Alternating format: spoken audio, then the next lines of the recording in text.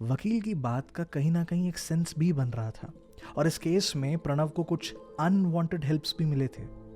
कहाँ से मिले? ये सारी बातें प्रणव के दिमाग में चलने लगी, लेकिन ये आपके दिमाग में चलाना शुरू करने से पहले मैं बता दूं, इस कहानी का अगर आपने चैप्टर 1, 2, 3 नहीं सुना है, मेरी प्रोफाइल पे फ्री ऑफ कॉस्ट अवेलेबल है। ज़्यादा टाइम नहीं लगेगा, फॉलो करने की भी कोई ज़रूरत नहीं, लेकिन पहले प्लीज़ उधर सुन लेना, क्योंकि ये उसके आगे की कहानी है तो समझ में नहीं आएगी वरना। हेलो जी, मेरा नाम है Justin Joseph and you are listening to stories. हमारी आज की इस कहानी का नाम parents night out, chapter 4। Pranav भाई साहब ऑफिस की तरफ अपनी गाड़ी निकालते हैं। गाड़ी चलाते चलाते अब इसके मन में भी अपनी अलग अलग थ्योरीज बन रही हैं। सबसे पहली थ्योरी ये थी कि भैया ये जो बच्चे थे ये ट्रस्टवर्दी नहीं थे। कहीं गोपाल ने भनक लिया था कि यार ये इनके प्लान को रिवील कर देंगे, इसलिए उससे पहले बच्चे कुछ कर पाएँ उसने उन बच्चों को निपटवा दिया। लेकिन दूसरी तरफ प्रॉब्लम ये थी कि अगर वो बच्चों को हटाना ही था तो एक बच्चे को करता, 2 बच्चे को करता, 7 बच्चे कौन इकट्ठा किडनैप करवाता है? मतलब ऑब्वियस सी बात है, अगर उसका ये डिसीजन होता तो कंपनी शक के घेरे में आती, और कंपनी ऑलरेडी इतने कांड कर रही थी तो कोई पब्लिकली ये हरकत क्यों करेगा? समझ में नहीं आता। बाय द टाइम हमारे प्रणव भाई साहब ऑफिस पहुंचते हैं तो वहाँ पे उनको ये भी पता रहता है कि जो बेबी सिटर्स हैं उन लोगों ने ऑफिशियल स्टेटमेंट दिए हैं कि उनकी कंपनी के सीनियर्स ने बोला था वो बच्चों को किडनैप करने के लिए। लेकिन क्यों? कोई सेंस ही नहीं है इस बात की। प्रणव के पास एक आइडिया आता है। प्रणव ने तीनों के तीनों बेबी सिटर्स को बुलाया जो इस किडनैपिंग में शामिल थे, और उनसे सवाल पूछा कि भाई तुम लोगों को तुम्हारे सीनियर्स ने कहा है ना, मतलब किडनैप विडनैप करने के लिए? हाँ सर, हमको तो मतलब पता। क्यों कहा था? सर हमें क्या पता, मतलब हमें तो जो ऑर्डर्स मिलते थे हम लोग उसे फॉलो करते थे, बस हमें उतना ही था, we don't know anything else. Pranav को इन सवालों से कोई मतलब नहीं था। प्रणव ऐसे करके 2-4 और सवाल उनके ऊपर डालता है। दरअसल वो क्वेश्चंस पे फोकस नहीं था, उसे इन तीनों में से सबसे कमज़ोर कौन है उसे ढूंढ कर निकालना था। और उसे एक लड़की मिली। वो एक लड़की सिर्फ ये बाकी के दो जो बोल रहे हैं उसको मिमिक कर रही थी। उसके पास खुद के कोई ओरिजिनल आंसर्स थे ही नहीं, बस वो हाँ में हाँ मिला रही है, दैट्स इट। प्रणव उस लड़की को अलग से बुलाता है, और उसको बुलाने के बाद उसको एक बेट देता है कि भैया अगर उसने इन्वेस्टिगेशन में उनकी मदद करी तो वो उसकी सज़ा कम करवा सकता है, because she is helping the law. अब वो जो लड़की थी वो स्टार्टिंग में तो नहीं मानी, लेकिन eventually she took the bet. Sir सच सच बताएं तो मुझको भी नहीं पता कि वो कौन था, कंपनी के अंदर का था, कंपनी के बाहर का था, पर वो ये जानता था कि मतलब हम बच्चों को पाउडर देते हैं करके, तो वो उस बात पे ब्लैकमेल कर रहा था। सर फालतू की बकवास कर रही है ये, है? अब ये जगगोपाल को बचाने के और कोई तरीके और कुछ नहीं है सर, ये मैं बता रही हूँ। आप 15 मिनट दीजिए, मैं सारी की सारी सच्चाई इससे निकलवाती हूँ। अरे देखो दीदी आज पूरे फॉर्म में, ठीक है? तुम्हारे पास 2 रास्ते हैं, मेरे साथ चाय पे चर्चा कर सकती हो, सारी सच्चाई बता दो, नहीं तो दीदी। सर मैं जो बोल रही हूँ सब सच बोल रही हूँ सर, मैं क्यों झूठ बोलूँगी? सिगरेट पीते हो? नहीं सर। अशोक जी ज़रा 2 चाय का बोलिए और 1 पानी की बोतल करिए। बताइए आपका सच क्या है? सर ये जो पूरा का पूरा किस्सा है सर, ये 1.5-2 हफ्ते पहले शुरू हुआ था। सर मुझे एक फ़ोन कॉल आया था, कोई आदमी था, और उसने बोला था कि वो जानता है कि मैं रावत साहब की लड़की को पाउडर देती हूँ। प्रिया रावत, वो किडनैप्ड में से एक लड़की। जी सर, उसी को। तो उसने कहा कि वो अगर मैं पुलिस से बचकर रहना चाहती हूँ तो वो जैसा बोले वैसा करना है, और वो 2 घंटे से फ़ोन करेगा। और सर उसने ये भी बोला था कि मेरा जो फ़ोन है वो टैब्ड है और मेरे पे निगरानी रख रहे हैं लोग, तो अगर मैंने कहीं जाने की कोशिश करी, किसी को फ़ोन करने की कोशिश करी तो वो पुलिस।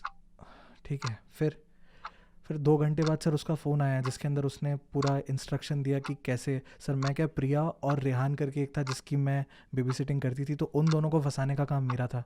तो उसने पूरा इंस्ट्रक्शन दिया कि कहाँ बुलाना है, कैसे बुलाना है। और ये जो तुम्हारे बाकी के साथ के 2 हैं इन सबको भी उसी ने कहा। सर हमें नहीं पता था कि हम सबको बोला है, हमको तो ये तक नहीं पता था कि हमारे अलावा किसी और को भी पता है। वो तो जब आप लोगों ने पकड़ा तब। Now this was a very big statement. उस लड़की के अकॉर्डिंग उसको नहीं पता था कि इस ऑपरेशन के अंदर कोई और सिटर भी शामिल है। इसने 2 बच्चों को किया, किसी और ने 3 और फिर किसी और ने 2। Anyhow now this was involving some random third person. बाकी के जो 2 बेबी सिटर्स थे उनको भी बुलाया गया। अब जब उनसे पूछताछ करी उन्होंने कहा कि भाई हमारे तो सीनियर्स ने कहा था। अच्छा, कौन से सीनियर ने कहा था, कब कहा था, क्यों कहा था, किस वे में कहा? उनके जो आंसर्स थे they were not satisfactory and finally even they said कि भैया हमको किसी रैंडम इंसान का फ़ोन कॉल आया था एंड इन तीनों की स्टोरी सडनली मैच हो गई। दीदी इस बात को नहीं मान रही थी, वो बार बार कहती थी सर फालतू की बकवास कर रहे हैं, बचाने का प्लान है जगगोपाल को और कुछ नहीं, मत फंसिए इनकी बातों में। लेकिन वहीं पे Pranav was not able to make sense of this case. उसको पता नहीं क्यों ऐसा लग रहा था कि इस केस का कुछ तो है जो या तो उससे छुपाया जा रहा है या वो लोग ढूंढ नहीं पा रहे। नहीं दीदी, इस केस में कोई और इन्वॉल्व्ड है जिसे हम पकड़ नहीं पा रहे हैं। कोई तो है जो या तो हमारे साथ है या तो जगगोपाल के खिलाफ है, लेकिन कोई तो है नहीं। तो आप सोच के देखिए उस दिन हमें वो चिट्ठी कहाँ से मिल गई और उसके बाद जैसे ही गोपाल को अंदर किया तो बच्चों के किडनैप्ड होने के बाद मिल जाना। कुछ तो है जो हम पकड़ नहीं पा रहे हैं। और इतने में प्रणव भाई साहब को फ़ोन आता है। फ़ोन पे नाम विद्युत सर। विद्युत सर यानी विद्युत राणा, एक ऐसा ईमानदार पुलिस ऑफिसर जिसके अंडर पोस्टिंग मिल जाए इस बात की उम्मीद प्रणव हमेशा लगाए बैठा रहता था। He was one of his favourites. अब इस बीच में प्रणव को और भी कई सारे सीनियर्स के फ़ोन कॉल्स आए थे, लेकिन वो सारे फ़ोन कॉल्स जो थे वो कैसे भी करके जगगोपाल को बचा लो, थोड़ी से रिश्ते अच्छे कर लो, ये फ़ायदा हो जाएगा, वो फ़ायदा। फाइनली अ फ़ोन कॉल जिसको देखकर प्रणव के चेहरे पे जैसे कॉन्फिडेंस की स्माइल आई। उसने फ़ोन उठाया। गुड इवनिंग सर, कैसे हैं आप? अरे एकदम बढ़िया बढ़िया। मैंने सुना भाई जगगोपाल की पूरी फील्डिंग जमा दी है तुमने। अरे नहीं सर, वो तो जो उसने गलतियां करी उसी में फंस रहा है और कुछ नहीं। शाबाश शाबाश, I been following your case. Courage की दाद देता हूँ यार, बहुत बड़े इंसान पे पंजा मारा है तुमने। अरे सर ऐसा कुछ नहीं, आपसे तो हम सीखते हैं, आप ऐसा कह रहे हैं। अच्छा एक बात बताओ, मिलने आ पाओगे? हाँ सर, आप सीधा ऑफिस आने हैं क्या? नहीं नहीं नहीं, घर पे आओ। ठीक है। गाड़ी निकाली जाती है और भाई साहब जो है घर पहुंचते हैं। वहाँ पे राणा सर जो हैं पहले थोड़ी नॉर्मल फॉर्मल बातचीत करते हैं और उसके बाद विदाउट वेस्टिंग एनी टाइम वो उसे अपनी स्टडी लेकर जाते हैं। स्टडी में ले जाकर एक तरफ बिठाते हैं, दूसरे साइड राणा जी, और ये अपना एक सवाल दागते हैं विदाउट वेस्टिंग एनी टाइम। वैसे प्रणव बढ़िया केस सॉल्व करो, आई चेक्ड इट। कुछ वियर्ड नोटिस किया इस केस के बारे में?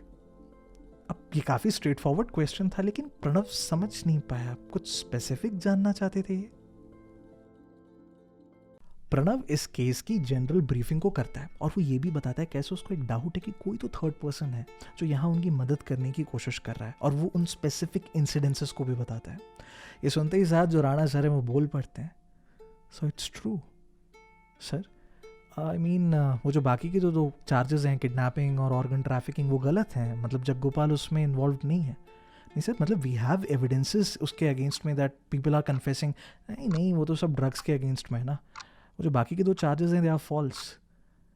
ये एग्जैक्ट लाइन थी जो लॉयर भाई साहब प्रणव के कान में भरने की कोशिश कर रहे थे। प्रणव को भरोसा नहीं होता कि बाकी सीनियर्स का समझ में आता है, लेकिन ये भी वो कंफर्म करने के लिए एक सवाल पूछता है, सर क्या आप मुझे कन्विंस करने की कोशिश कर रहे हैं कि बाकी के जो 2 चार्जेस हैं उसे मुझे ड्रॉप कर देना चाहिए बिकॉज जगगोपाल इज़ नॉट इन्वॉल्व्ड? मैं कन्विंस नहीं कर रहा हूँ प्रणव, इट्स ट्रू। सर आप भी बिक गए। ये कहकर प्रणव खड़ा हो जाता है। अरे प्रणव, अरे भाई तू फाइलें तो पढ़ ले, तेरे लिए बड़ी मेहनत से बुलवाई है यहाँ पे। कौन सी फाइल है? प्रणव वापस आता है। 1-2 नहीं बल्कि पूरा 18 क्रिमिनल चार्जेस हैं तुम्हारे जगगोपाल भाई साहब के खिलाफ। मतलब हिंट्स हैं, नंबर्स हैं, डेटा रिकॉर्ड है, बाकी का तू संभाल लेना। उसको समझ में नहीं आता। प्रणव उन फाइल्स को खोलता है, कुछ एविडेंसेस होते हैं। सर मैं कुछ समझा नहीं, मतलब आप चाहते हैं मैं उसको अंदर डालूं? बिल्कुल डाल भाई, बंदा बहुत ज़्यादा गिल्टी है। तो फिर सर अभी आप बोले कि वो ऐसा इनोसेंट है, बाकी तो उस दिन वो लॉयर भी वही सारी बातें। बैठ जा, उसी के लिए बुलाया है। देख प्रणव, ये जो पूरी कहानी है ना केस वगैरह की, ये कुछ महीने पुरानी नहीं है। कई साल पहले कहानी ऑलरेडी शुरू हो चुकी थी, बस हमें नहीं पता था। क्या बोल रहे हैं यहाँ पे राणा सर? किस कहानी के बारे में? और ये केस कई साल पहले कैसे शुरू हो सकता है? सबके जवाब इस कहानी के आखिरी चैप्टर 5 में आप लोगों को मिलने वाले हैं, जो मेरी प्रोफाइल पे कल आने वाला है। आप सुनने आएंगे।